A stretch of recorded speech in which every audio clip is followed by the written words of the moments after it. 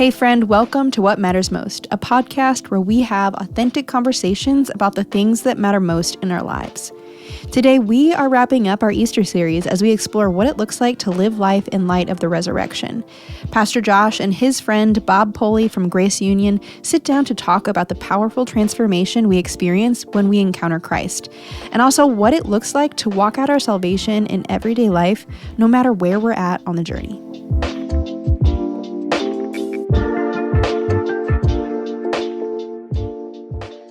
I'm so glad that you came and that you decided to be a part of it. And yeah, I'm excited. So I think it'd be cool, since most people don't know you.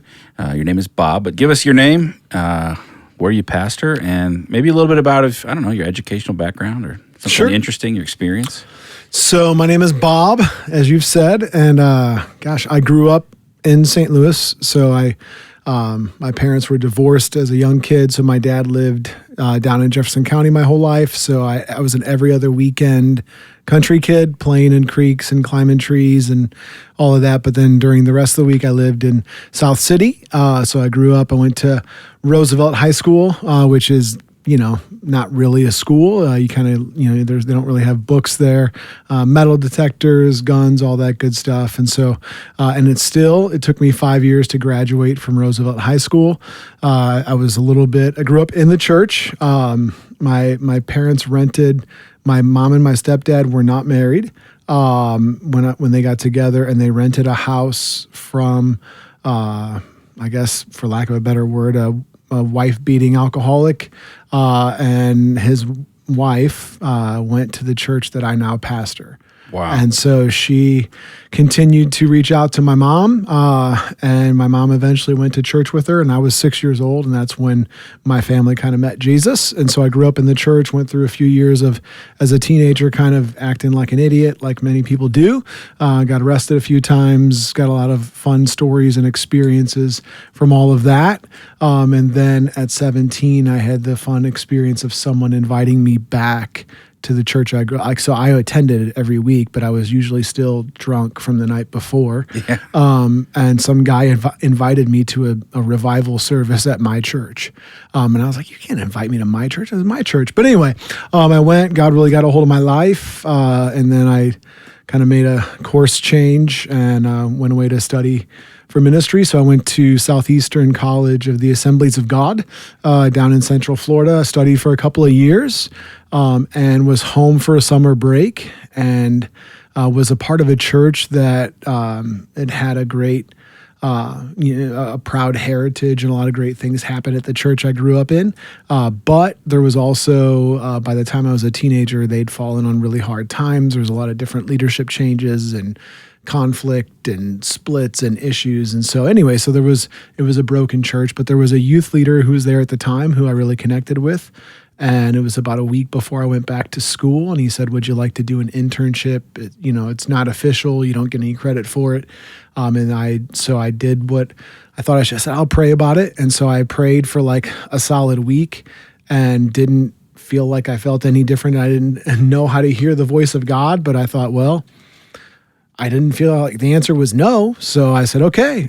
So I put school on pause, and that was the fall of 1999. And I started an internship at the church, and that's still the church I'm at today. And so it's been a long time, lots of different roles, lots of seasons. But yeah, I'm kind of the kid that, I don't really, because of that, I finished my licensing and ordination through some correspondence and did that stuff, but I'm really not qualified to be in the position I'm in. I'm not good looking enough for the woman that I married. I'm still surprised that you have me on this podcast right now. So but in all these situations, God just continues to give favor. And so it's been a remarkable situation, one after another over the years. And so I was kind of a rough and tumble kid, as a teenager, rough, and never really was great at anything, but could do a lot of things a little bit, and would just kind of push through things, and that's kind of how we've done even now with years of ministry. So I've been on staff at the same church. I did 17 years in the youth ministry. Wow. And followed an incredible leader who really brought the church around the corner and brought a lot of healing. And so I got to follow him it's about 7 years ago now as pastor. And so it's been a fun journey in church ministry, but just dealing with interesting and unique people who were probably a lot like I was when I was 17 and I was a mess. And so that's kind of the church that's grown up now that we have. So that's amazing. And the name of the church is Grace Union. Grace Union Church, yeah. Yeah, located right by South County Mall. Right, yeah, right at the corner of Union and Lindbergh. And so the name is, we're very big on the grace of God, but also it's on Union Boulevard. And so that's the great genius behind the name. Yeah. And you guys have an incredible facility, and it really is beautiful. Yeah, thanks. I didn't build it, but I do go into it every day. So you renovated it. I did. Yeah, I did help with that. But yeah, so God's really blessed it. It's an old furniture store that we were able to retrofit. And so the church that I grew up in was one exit further south, and it was kind of a landmark historic church as part of our denomination. But we were less than 200 people, $5 million in debt, and the church was broken. And God really did a miracle where there was a church down the road that was busting at the seams, and they needed a larger building. And so it just worked out. Well, we were able to sell the church building to them, pay off the church's debt, buy a new facility completely debt-free, and basically relaunch the church and be just the best funded church plant in history. So it's been a real gift from God. So everything was falling down around us. It was brokenness, and now new days. So amazing. You mentioned your wife, so tell me your wife and your kids. My wife, Karen, is amazing. She's beautiful. She grew up in the church kind of with me from middle school on. She was a couple years older than me, and I only remind her of that now just because she's lucky to have me because I'm a younger man. But anyway, so she was a couple of years older, always the beautiful girl. So I was just a dumb junior high kid at that point, didn't really connect with her at that age. She graduated and then traveled all over the U.S. for a while. She joined the military. She was in the Air Force. Oh, wow. I didn't know that. And so she's set foot on, I think, almost all the states except for just a few. So, she's lived in just about everywhere. She went all over the U.S. for a while. She was just coming back. I had started my internship at the church, and she was just coming back through town many years ago. She was going to save up a little bit of money, and then she was going to move to California. And so there was a bad plan from the start. She got a job at the church's daycare. It took her a while to save up some money. And so she did that, and that's when kind of a bunch of stuff happened. So I think God just kind of aligned it. Honestly, I've already told you I'm not that good looking, but I am pretty funny and charming. And so I really felt like I had a great way with the ladies. And so, all the girls in this daycare, I really were convinced were in love with me. And so it turns out. The ones who worked there. Right, the ones who worked there. Yeah, just to clarify. That's a good clarification. I'm glad we're working together on this one.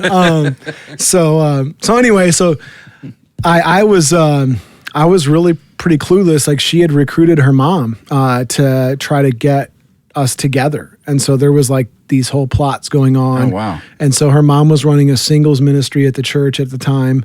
And she said, hey, since you know so much about the lighting because you're in the youth ministry, could you train Karen? She's going to run the spotlight for me for this singles event. And I was like, okay, it's pretty complicated. It looks just like a light switch, but instead of going up and down, it goes this way. And so she just got to turn it on and then point it at whoever she's supposed to point it at. And so then she's playing, she's oh, I won't remember that. You need to train her. So then I went up there and sat next to her for 3 hours to show her how to run the light. And then all right, well, here you go. And then left and, nothing of it. And so we actually were dating for, I think it was a week. She says it was 2 weeks before I knew we were dating. And so there was all these things that kind of got set up, and I just missed that they were dates. There was one point where we had been out for 3 hours for coffee, and then she took me back I had a motorcycle at the time, which again, I mentioned that I was charming. But but she took me back to the bike after it was over, and she's like, I had a lot of fun, and I didn't realize you're supposed to say like, oh, I did fun too. too.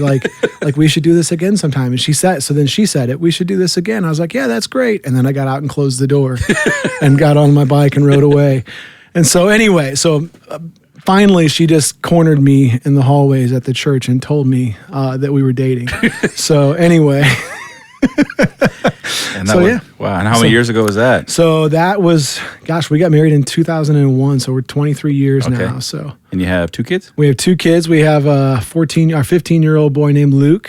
He's an excellent young man, loves lifting weights. He's just got his first car. He's not old enough to drive it yet, but he's excited about working on it. And then my daughter, Lizzie, is 13, getting ready to be 14. So both wonderful kids, great attitudes, love each other. They're taking after their mom, so they haven't been arrested yet. So You're doing well. Yeah. Oh, that's amazing. Thank you for sharing all of that. Absolutely. And, we've been taking the last 3 weeks and talking about Jesus at the tomb of Lazarus. It's been our Easter series called Savior. And we see him as a weeping Savior, an angry Savior, a dying Savior, and then lastly, as a resurrecting Savior. And Tim Keller had really influenced me as it relates to this series, because I had never quite seen that about Jesus. And he made this statement. He said, Jesus knew that in order to get Lazarus out of the tomb, he had to put himself in the tomb. Because right after he raises Lazarus from the dead, it says the plot to kill Jesus was started that day, right? They decided to, from that day forward, to try and kill him. And so we spent time talking about those 3 things, but we all know it's Easter season, and we talk about the resurrection of Jesus, obviously. It's the most important event in the history of the world, but specifically for us as Christians, because if that did not happen, then there's no reason for us to talk. And you know what it's like being a preacher, that every Christmas and every Easter, we're talking about the same thing. Yes. Right? And every time we're like, oh man, what am I going to say this year? Christ is risen, risen indeed. And I'm always looking for to look at it via a prism. How can I see this from an angle, not to change it, but to see it in a fresh way, and thus Lazarus. And Lauren, my wife, was making this point. That's kind of what I want to talk about today. And I think your story will really lend itself to this, is that when Jesus says, Lazarus, come forth, and he does, he comes out of the tomb still wrapped in the burial linens. But when Jesus comes out of the tomb, the linens are left there. Right? They find Jesus, they're left there, but not Lazarus. They're still there, and the people are removing it, because it says his feet and hands were bound, and then there was a cloth over his face, and he comes walking out, and I think it's one of the sisters, Mary Martha, says, Lord, but there'll be a stench. And it's like we have this resurrection from the dead, yet in the presence of, the old. Like he is going to be living out this, resurrection. And that it seemingly happens, in community. And I don't know, I just kind of wanted to maybe get your thoughts. Like, had you ever really seen that before? Or what do you think about this idea of Lazarus coming out of the tomb, but still having the burial clothes on, and others gathered around him to rejoice, and where they were once weeping? Yeah, I'm glad you asked the question, because we actually got to have a powwow in the hallway before we came in here, and you told me this was the subplot, and I just now understood it as you were saying it just now. So twice, we're 2 times in now. I think that's huge. I never really even honestly connected the two that Jesus came out and the grave clothes were still there. Lazarus is needed to be taken off. And obviously there's stuff that we're not going to dig into today that's kind of a different thing. Jesus resurrected himself. He's the Son of God. He's powerful. He's able to, whereas Lazarus wasn't the Son of God. And he was, he's still in the grave clothes and all. So one of the things that's been unique to me is, this was... There's good sides to this. And anytime, for me, we don't have a ton of people in our church that are what I would call multi-generational Christians. Yeah. We're mostly first-generation believers. I consider myself a first-generation because my parents met Jesus at the same time I did. And so we were all kind of figuring this thing out together at the same time. And so anyway, but in our church, like there's not a ton of people that were just raised in dependable, solid homes. And so a lot of people are coming to this with life controlling issues and with stains of a past, and they're beautifully redeemed. They're completely forgiven, washed clean by Jesus, and they're a new creation. But then at the same time, there's still all these tendencies. There's still all these scars and these wounds, and so the unique thing is that coming from a church that had been stuck in brokenness for so many years, and then and I was there for all the different seasons of it, and now to be in one where there's new life and it's exciting, and we made the decision recently that we're permanently, because we had a portable baptism tank that we set up and tore down, but it's gotten to where people are meeting Jesus and baptisms are happening all the time, and so it's like we can no longer set it up and tear it down. We've got to permanently install it again. So we used to have it permanently, took it out, and so anyway, so now we're back around. So it's like there's new life all the time. I just say that to say there's new life all the time. But years ago, when I thought about this season and this day, I never imagined, I thought like once God starts moving, once God starts working, like it fixes everything. And like, then it's going to be like Charlie and the Chocolate Factory, then it's going to be Oompa Loompas dancing and like all this good stuff, and everything is chocolate wrapped. And so anyway, but in the midst of all this, like there's honestly been more challenge and more pain and more hurt, in this season. And we recently had we have a pretty intensive leadership training program, and it's long. And there was a couple that went through that with us, and they were people that served in the tougher years and the thinner years. And you think they're bought in, they're part of this. And then they ended up having some offense over some really silly stuff, and then leave the church. And I just remember thinking like it really bewildered me, because I thought, well, this is like the good season. Like like this is when the Oompa Loompas are dancing. Why would anyone leave when the Oompa Loompas are dancing? Like this is all party time and no challenge. And then even since then, there's been like, man, some pretty tragic deaths and just challenges and all that to say that like now I'm realizing, man, in the midst of all that, when God really is working, often it's much messier. It's much more challenging. There's many more issues, and it's an incredible testimony. And then it's dealing with the person after the fact and going, okay, like how do we get you to any semblance of normalcy and levelness in your life, because you're coming out of such brokenness. I just had a conversation with one of our leaders just today, just talking about an individual, and they were struggling because they were wanting to have like a sit down, come to Jesus conversation where it was like, we need to crack down, we need to do this. and I had to say like, look, man, you don't understand. Like what you're upset about is this person's doing really well by their standards. Like, like they're coming from so far away. Like, and so I shared the story, like growing up in my neighborhood at the school that I went to and the friends that I knew, like, honestly, like I got kicked out of one school and then ended up at Roosevelt, because I got kicked out of that school because I was averaging about 2 days a week attending school. And that, I don't want to like blame people, but it's my sister's fault, because she started driving, and so she didn't want to go anymore. Gotcha. And so we weren't on the bus, and we were just skipping every day. Like we were at Merrimack Caverns, all kinds of fun places. And if you do that enough, they just kick you out.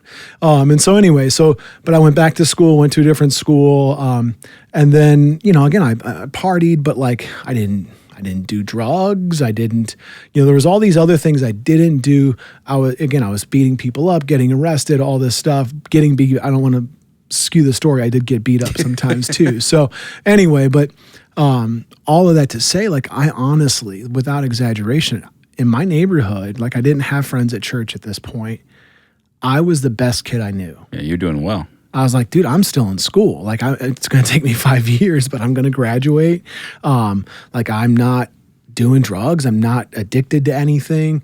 I don't have a baby. Yeah, I don't have a baby. I mean, all that kind of stuff. It was like, I was the best kid I knew, but like to anyone within a church circle, I would have been like the project person. Like I would have been the person that they thought needed to, honestly, I don't know if you ever heard of it. There was a program for a while where they send you to prison for a day, and it's called Scared Straight. Yeah. I was a scared straight kid. No way. I spent the day in the penitentiary, and they they were screaming in my face and trying to, when you get here, we're going to make you our punk. And so, I mean, it was like, that was, but even with all of that, like, of the real people that I knew, like, I was an angel. Yeah. And so anyway, so I think that that's the reality of it, is that there's, there's all these grave clothes, there's all these family tendencies, there's all these things like, just even differences in education and skill level and all these things that we've seen now as people come and they, they have lifestyle patterns and things that they grew up celebrating and believing were right. And now it's like you're walking them through this process of unwinding all of that and kind of walking through it. And so it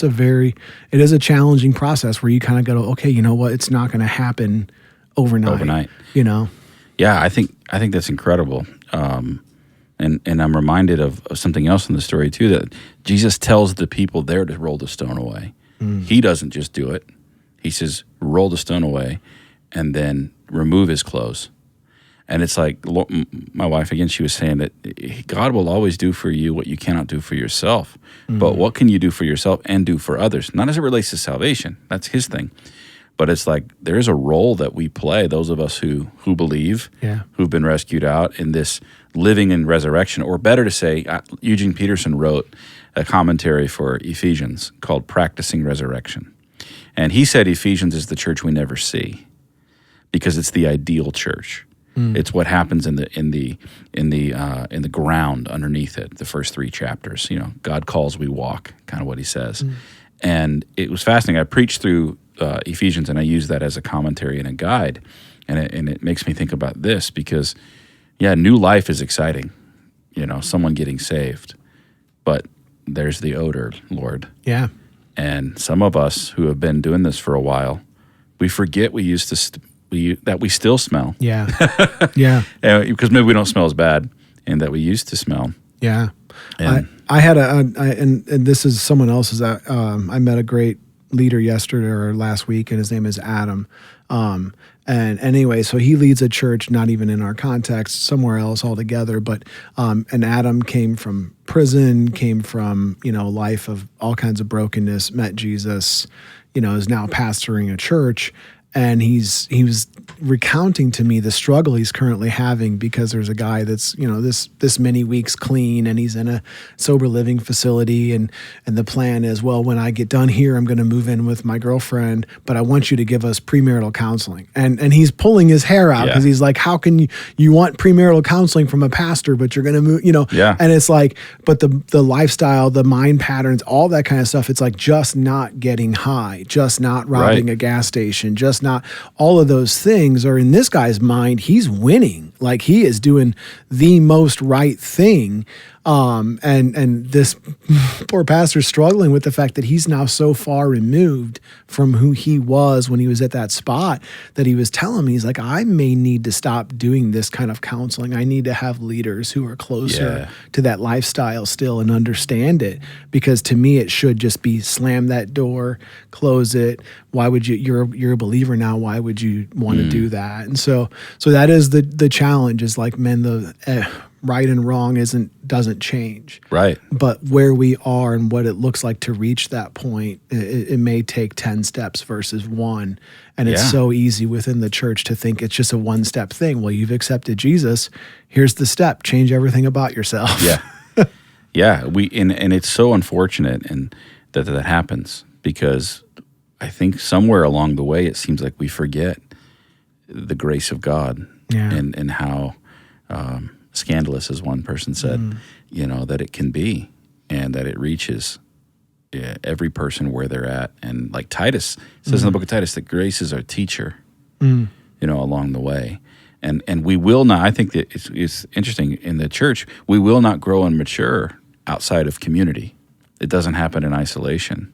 And I think it can be sad that we push people away because of the odor. Like, I'm a Christian, I've been a Christian for 30 years, you just got here, and I don't, So you've been able to maintain that, and you remind me of my grandfather so much, which I know you knew my grandpa. I love your grandpa. Yeah, because you guys had a similar story in a sense. He was the first generation Christian. Oh. So I'm a third generation believer.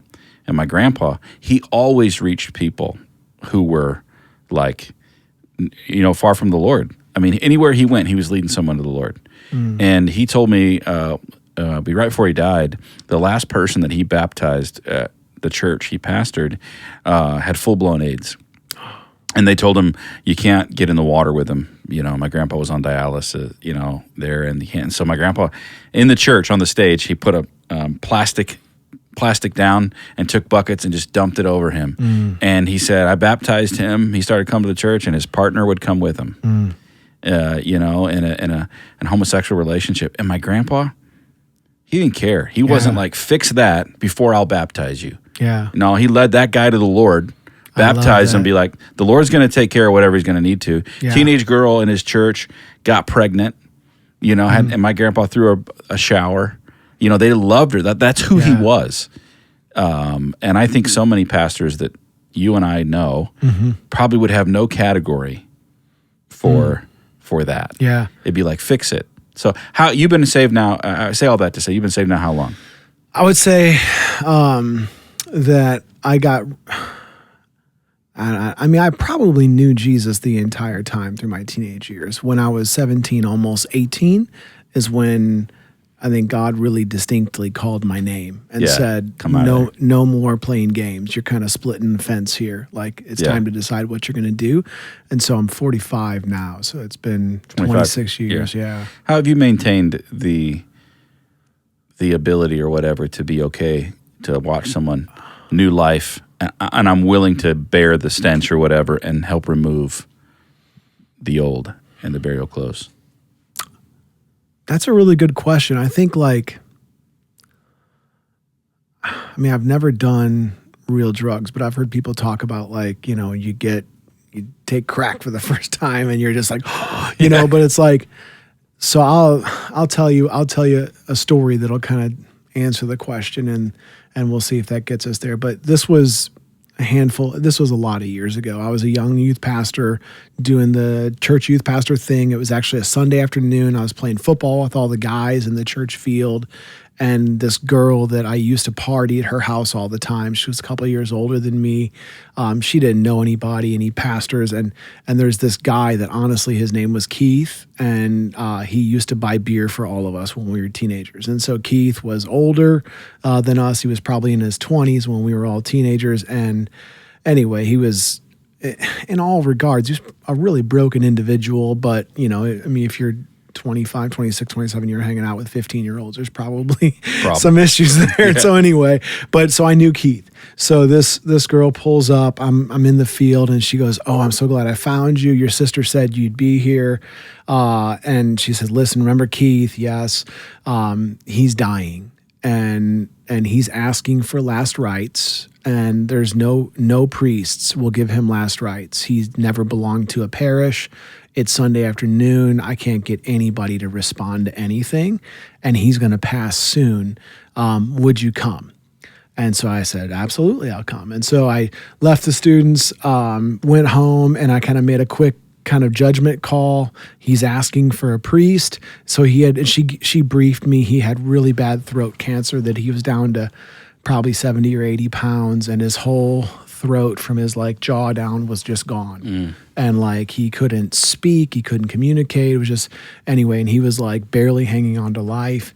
And so I thought, like, I can spend like hours trying to discuss the difference between a Catholic priest and what I am, or I can just dress up like a Catholic priest. So I dressed up like a Catholic priest, like all black suit, and like I put a white T-shirt on that stuck out a little bit, so it kind of looked like I had a white collar on. Anyway, and I went and just kind of shared the gospel with Keith and talked about the gospel of grace and that Jesus was righteous in our place because we can't be, and he died anyway, and went through all of that. And like, I didn't know what else to do because he can't speak. And I said, like, you know, hey, if you're putting your faith in Jesus, like, it doesn't matter what happens to me. Like, he's with you. He'll, you know, do you want to do that? And if so, squeeze my hand, because he can't even talk. And so tears are running down his face. He squeezes my hand. I start crying, you know. And so then he starts trying to communicate. I don't know what he's saying. She's with him all the time. So the woman comes in and says, "Oh, he's asking about baptism." And I'm like, "Well, we've got a tank in the floor." That's back when we still had our tank installed. I'm like, we can't do that. And so I look around and I know that he thinks I'm a Catholic priest, and I know that they sprinkle people. And so he's got a cup of water with one of those sponges that you wet your mouth with. Oh, yeah. And so I just grabbed his sponge and I just started flinging his water on his face. So I baptized him right then on the spot. And Keith died the next day. Like he was with Jesus. And so like that moment, it was like, as silly and as colorful as the whole story is, like, I mean, I knew I'd touched on something real. Like here's a hurting individual, and this is ultimately what this is all about. And so every time throughout the years, there's moments in time where there's stories like that. And it always looks like that. Like in this story, like Keith wasn't the one that had the grave clothes. I was the one that was, I'm like lying in the process of presenting the gospel. But, so, I mean, the whole thing is like, it just, there's grace of God all over that thing. Like none of us are doing this thing the way, and by all rights, like did those Catholic priests owe him anything? Probably not, and so the whole story is just the story of God's great mercy and God's grace. And so when you see that, you go, man, like this is what the kingdom is. And I know, like when I get to heaven, like I'm going to have to, like, he's going to be waiting to be like, seriously, like, I thought you were a Catholic priest. And so anyway, so I to me, like that's whatever we got to do to keep seeing that, So when I have those moments, like we had a woman approach me recently that attends our church she did attend off and on. And she said, like, me and my boyfriend are having issues. Will you do therapy with us? Well, I start talking. I find out she had kicked him out. There were issues. And at first the traditional part of me says, well, no, you've made the right choice. You're not married. You've kicked him out. That's a good first step, And so, but I'm like, that's not what she invited me into. So I start meeting with them, and through the process, God just starts working in their life. And so then I get to do this gangster style wedding on a Tuesday night in an empty building with them. And, the whole process, everything was in the wrong order. And we were talking look, your life is confusing. You did it in the wrong order, but God is a God of grace and he redeems things. And so then it goes so well with them. Their lives are changed forever. And then she says, well, my 18-year-old daughter, her boyfriend and their kid live with us and their relationship isn't healthy. Would you start meeting with them? So now I'm like, well, now I'm doing relationship counseling with teenagers that are living together and they shouldn't be. Like, how do I approach this? And so now these are some of the most, the way that it worked out. I'm watching them from one meeting to the next, and they're a picture of our culture today. They didn't understand the world at all. They didn't understand biblical Christianity, and everything seemed so foreign. And they're even asking questions about homosexuality and all these other things, and how can it be? And then there was as I'm just talking through all this stuff with them, I could see the moment. There was this one moment where she kept asking tough questions, and she was struggling, and I saw it in his eyes. And the coin dropped in the slot, and I knew God just brought him to life inside. And all of a sudden, all these walls start coming down. And then after that, it's not relationship counseling. Now it's we're meeting weekly for discipleship, and they're growing in their faith, and we baptize them. And it turned out when the whole process started, they were already pregnant again anyway. And then they had this crazy newborn that was earlier than anybody's ever heard of it being viable.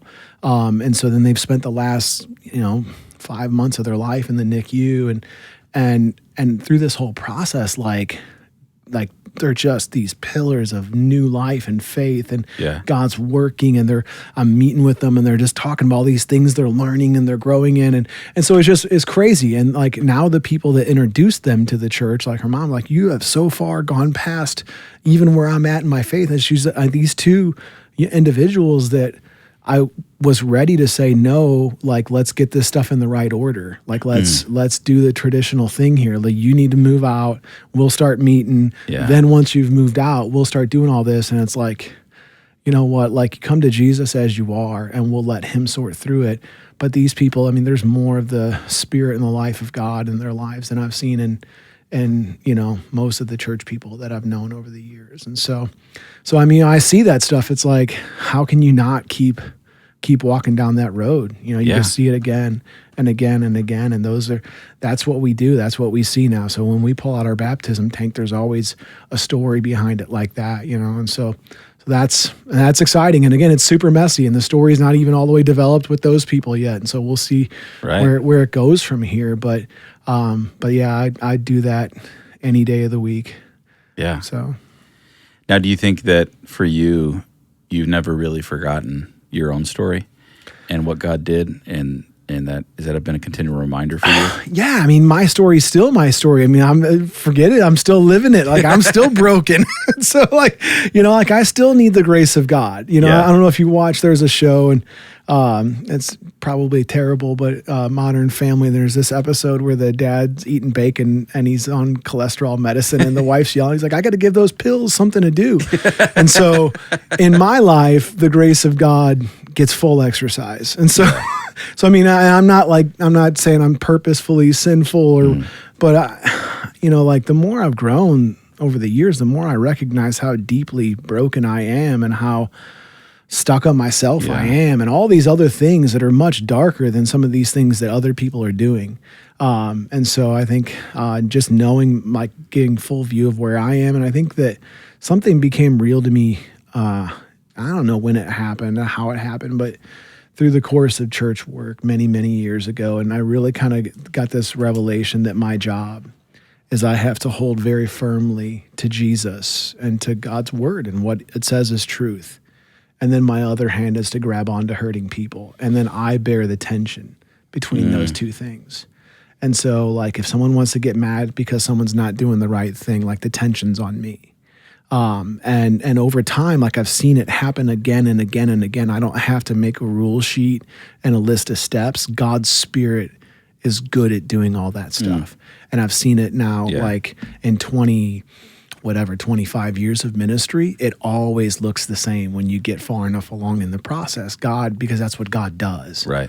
And so I've become very comfortable with trusting the presence and the process of the Holy Spirit, and to know that all I've got to do is hold on to Jesus and then just keep grabbing hands.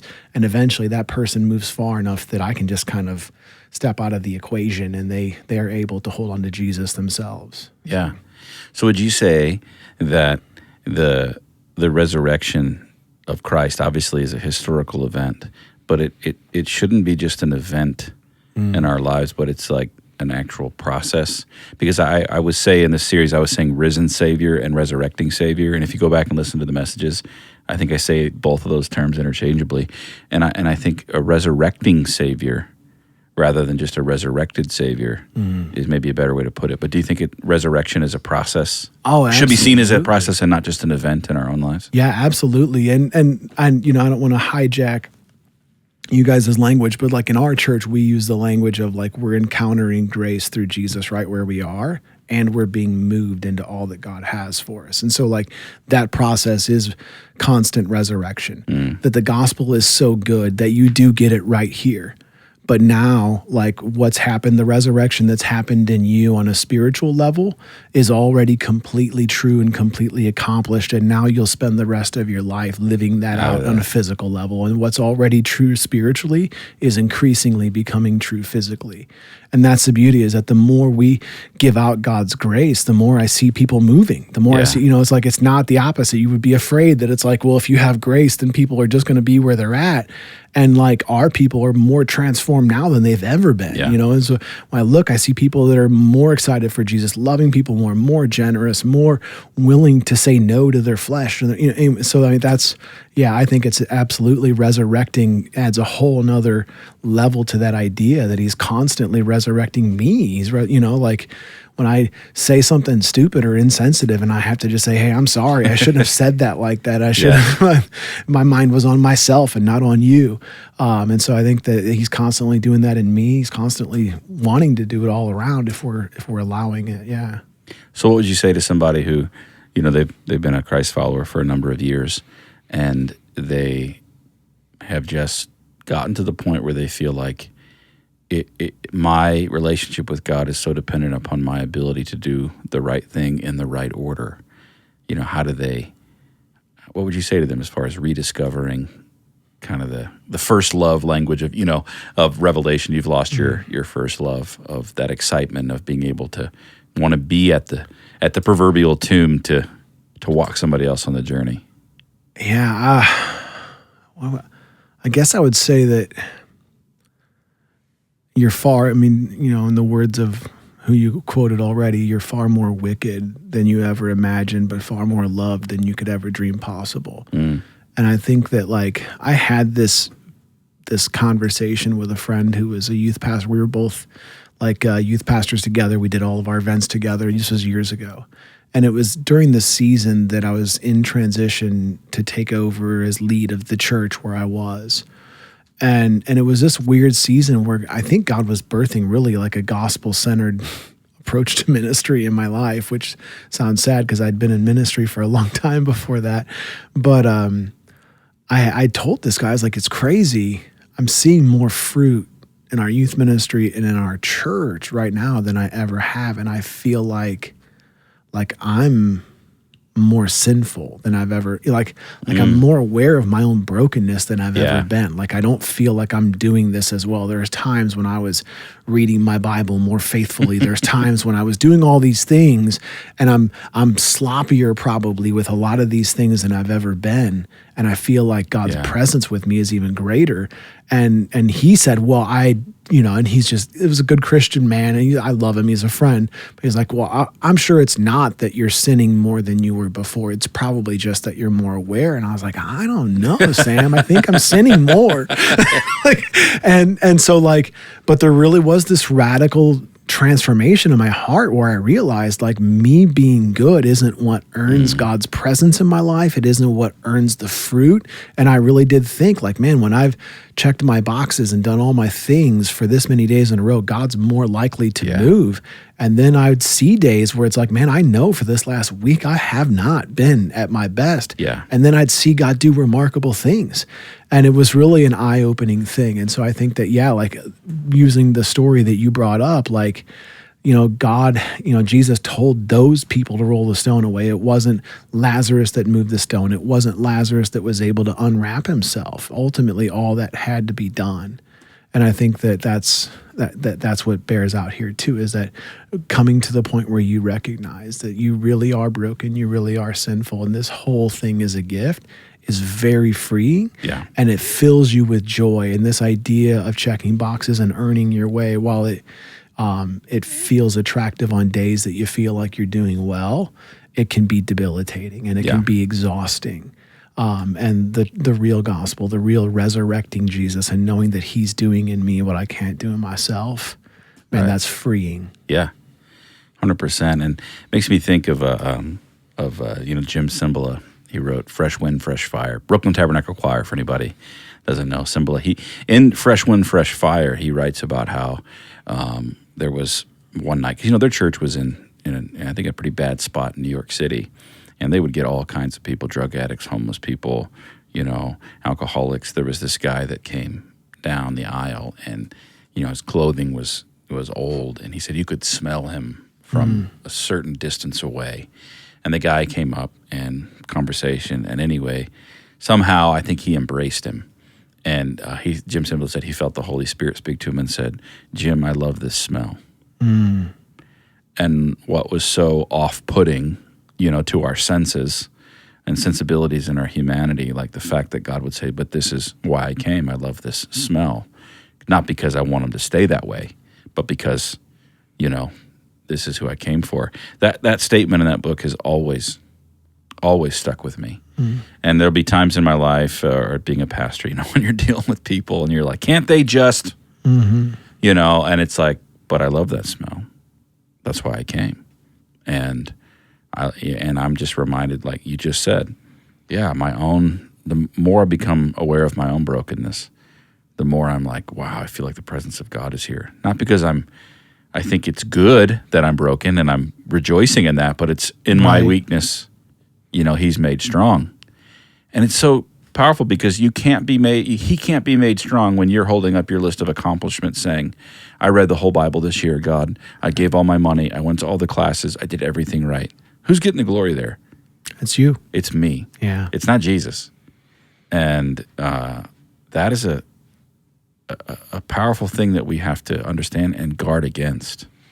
Yeah, I mean, the need to perform and really, there's probably more childhood trauma wrapped into some of these statements where it's like, but there really was a weird time where like I really did realize I wasn't as good as I had convinced myself that I was.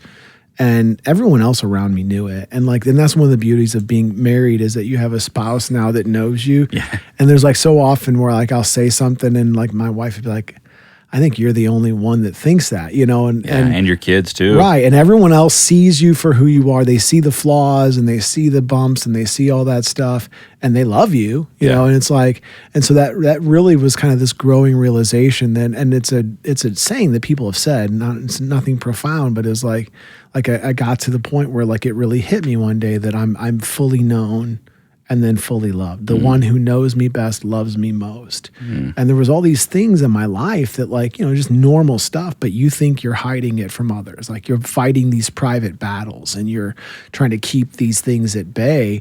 And you really are genuinely trying to follow Jesus and be obedient. So you're not just living in things, you're pushing it aside, but then it's this thing in your life that you think if anyone knew these things that I'm holding at bay in a sense that I'm pushing out, like they think I'm better. And then you get in enough good relationships where you realize, that's what everybody's battling. Yeah. We're all broken in the same ways. And so, and to recognize that like, it's not in spite of that. Like there was this moment where it hit me where I realized like all the things I ever did, like Jesus saw those before he invited me. Yeah. Like, and with full knowledge of all the ways, because I kept feeling like I was like the deal had been made, but I was stressing the deal.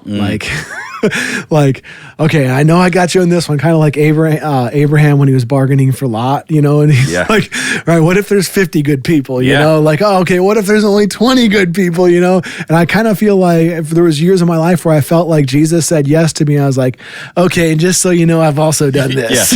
By the way. While we're talking about it, I did this too. And he's like, okay, more, but this has got to be it, and okay, one more, but this has got to be it. And so, but the truth is like none of that was a surprise. And he saw it all, and his plan for my life was even formed with full. It wasn't just forgiving me. It wasn't just, and like the fact that he lets me wear his name, and the fact that he allows me to do what I do, and to have an impact in the world and to have purpose. And he knew all of that as he was giving the assignment. He knew all of that stuff, and so that's it.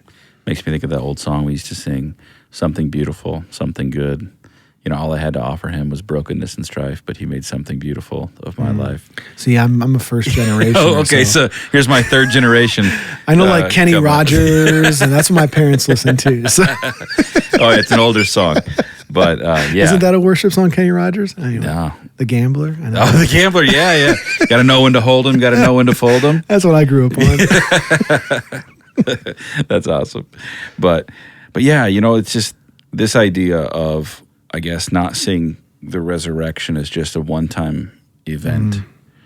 And I was talking on this on Sunday. I said, I grew up Pentecostal charismatic, and we don't really have a great sense of tradition or engaging in a calendar like liturgy and all that, because we're, number one, only about 100 years old, and everything is immediate, and Jesus is coming back yesterday.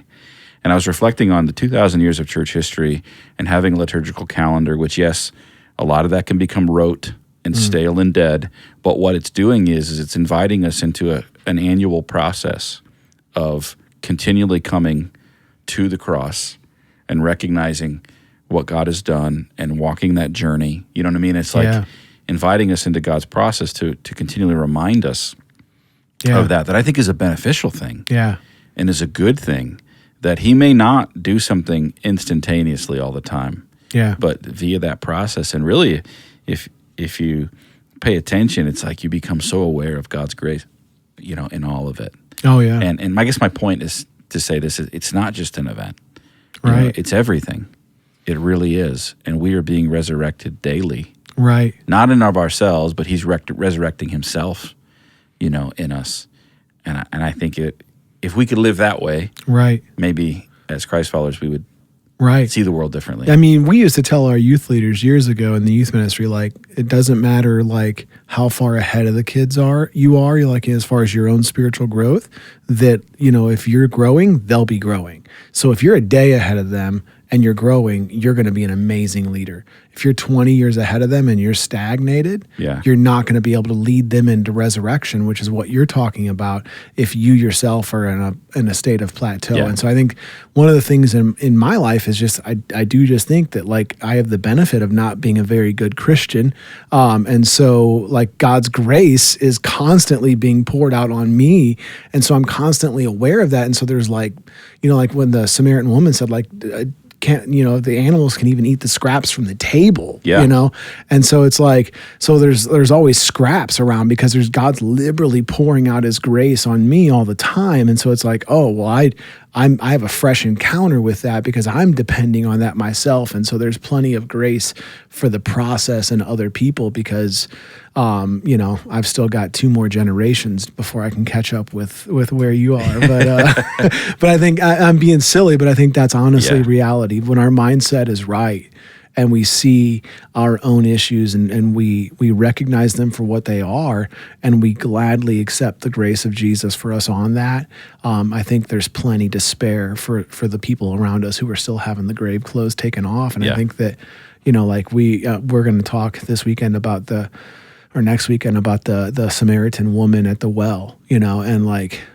we both have to be like life given to that woman, the drink given to that woman, but then all of us are also that woman every day as well. Like we're that woman. And so I have to daily come back to a spot where I'm encountering God's grace right where I am and recognizing I'm not good enough, I'm not enough. And as I do that, then there's plenty of proclivity for the people around me to keep doing that as well, to keep being resurrected. So, it's definitely a process. It's so exciting for me to sit here and think and listen to your story because I learned some things about you that I didn't know. Oh, I didn't even tell you the story about the bull. I think I promised to tell you the bull story, but I haven't told you that, so I don't know how much time you have. But knowing your story and then hearing that you're, a lot like my grandfather, you're the first generation Christian, I think about your grandkids, being able to look back at you, and I think they'll be able to look at their grandfather the same way I did mine, and just see someone that they want to emulate and honor. And the way he did ministry is differently than the way that I do ministry, meaning the people he reached, I feel like now I'm able to, so people that come to this church, a lot of times they have known about God or they had some type of relationship and they need more of that, like, let's mature here, and let's get rid of dead religion, because that's kind of what I grew up with. But I got my grandpa there in my mind saying, hey, think about this, do this, don't ever forget, Lazarus coming out of the tomb and that. And so I've heard stories from Matthew Barnett where they, at the Dream Center and they have all these policies of what you can and can't do. And, and he uses the terminology, at least he did last time I heard him talk about it. Like there are certain things where you just feel like I need to break the rules on this one because of grace. I need, this person needs to, and so they call it going gangster, And I think your grandpa went gangster a lot, I'm sure. He did. So I need grown-ups around me because I tend to live in gangster. But he told me this, and then I got two things for us to conclude on. But he told me that he had this guy on his staff one time that he said if I could have, what did he say? If I could have bought him for what he thought he knew and sold him for what he actually knew, I'd have been a millionaire. But he told me, I don't think you should bribe people to come to church. And my grandpa was like, he didn't know much, because my grandpa would bribe you with anything short of sin to come to church. He's like, I'll give you football, I'll give you so much money. He was going gangster all the time, breaking all these rules, because that's just how he was. Yeah. And I love it. But here's two things. Number one, I want to ask you this question, and then I'm going to have you end on the bull story. Okay. But with everything that we've talked about and you sharing your story, if you could go back and tell, your younger self, parents are divorced, renting a house from a would you say a woman wife beating alcoholic? Yeah. What would you tell Bob back then? Oh gosh. God sees you for just who you are right now, and he loves you right now, not for what you'll become. I spent a lot of years trying to prove something to myself and trying to become as good as I thought other people thought I was. That's powerful. Now, Now tell me the bull story. The bull story. So this, I think, is emblematic of the way I grew up and why I am the way that I am. And so in many regards, why I do dumb things, but it turns into fun stories. My kids got me a T-shirt on Father's Day that says, bad decisions make great stories. So anyway, and so my closest friends, these are called Bob stories, and they're all mostly true. Some of the details get changed just to make the story more fun. But anyway. That's what preachers do. That's right. So this is, I think, as true as it can be. So this was before my parents divorced. I was 3 years old. So this is my earliest real memory that I remember, not just you were told and you kind of form memories. So both parents were working at the time. And so we lived in a trailer park in Jefferson County, and there was a woman and her husband 2 trailers down that like were our babysitters. And it was bad. Like this was like all the horror stories of leaving your kids with people they shouldn't be left with went on there. Not traumatic things, but like one time I remember my sister got punished and the guy took his old underwear out of the hamper and put it on her head and made her sit in the corner with his underwear on his head. That was the punishment he came up with. Wow. So anyway, these were the people who were tasked with our care while my parents were at work. Wow. And so, just, I don't know why I remember it, but anyway. It's traumatic. Yeah. So their trailer was like the second or third from the end of the road. And then there was some guy that was like a farmer or a rancher or something at the end of this trailer park. And he literally had like this big enclosure with a bull, like a full on horns bull. And so my sister's 2 years older than me. So she was 5 and I was 3. And we had spent the whole morning down there teasing the bull, like making faces at the fence and throwing stuff at it and trying to get reactions from the bull. We just discovered the bull. And so it was, again, like a lot of time down there. And then we got called back to the babysitters for lunch. And so we went up, ate lunch as quick as we could, and then went right back down to keep playing with the bull. And so we got down and there was like some woods, and the fence behind that the bull was behind kind of teed up to a wood line. And we're looking and we cannot find the bull out in the pasture. And then right before the wood line, where the fence met the wood line, I could see the fence was broken at the wood line. And like, I'm 3, I remember the moment, so it still hasn't all computed, and so I see the broken fence. I think that's strange. And then I see the bull walk out of the woods. And then we realize the bull is free. So like he sees us and I see him start running. And so we are running for our lives from this bull, and so like I'm small, like people can't see me. This isn't a video podcast, which is great because I'm funnier than I am good looking, but my body is long and my legs are short comparatively. And so I was running and my sister was outrunning me. And so we're going, and we turn the corner to get into the yard of this trailer. And as I'm turning it, like I had a Dukes of Hazzard big wheel, and it was sweet. It had like the handbrake. You could skid it and turn it. And so as I turned, my big wheel was there. I tripped over it. I start tumbling, and I land in such a way that I turn, and I see the bull is literally, it's like probably a number of feet away. It felt like it was here, but it was, it was probably 10 or 15 feet away. So it was super close. My sister reaches down and I have this big nap of hair. She grabs my hair and is literally running, dragging me by my hair. And so I'm staring this bull in the face, being drugged by my hair the rest of the way up the stairs, and slam the door, and the bull stops right at the door. And he just stood out there for like 30 minutes.